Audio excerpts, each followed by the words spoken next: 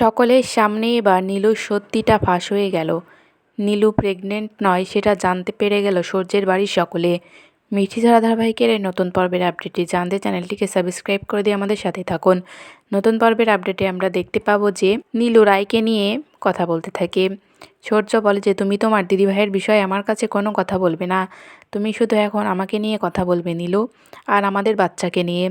তোমাকে তো বলেছিলাম যে তোমাকে ডাক্তারের কাছে যেতে হবে, তুমি কেন যেতে চাইছো না নীলু?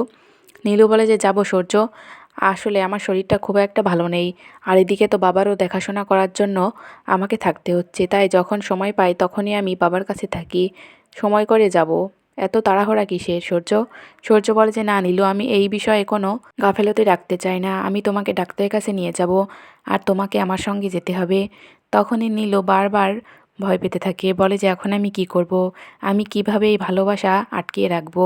সূর্যদা যদি একবার জানতে পারে যে আমি প্রেগনেন্ট নই, তাহলে তো আমাকে এই বাড়ি থেকে বের করে দেবে, আর আমাকে তো এতটা ভালোবাসবে না।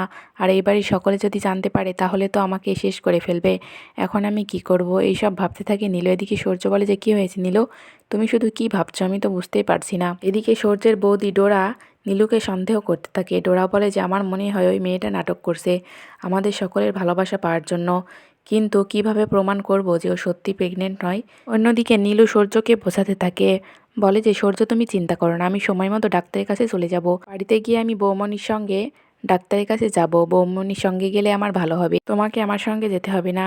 নীলুর এই কথা শুনে সূর্যের মনেও তার বৌদির বলা কথাগুলো মনে হতে থাকে। বলে যে নীলু কি সত্যি আমার থেকে কিছু লুকাচ্ছে? কি করবে এবার সূর্য? সূর্য কি জানতে পারবে যে নীলু তার সঙ্গে মিথ্যা নাটক করছে?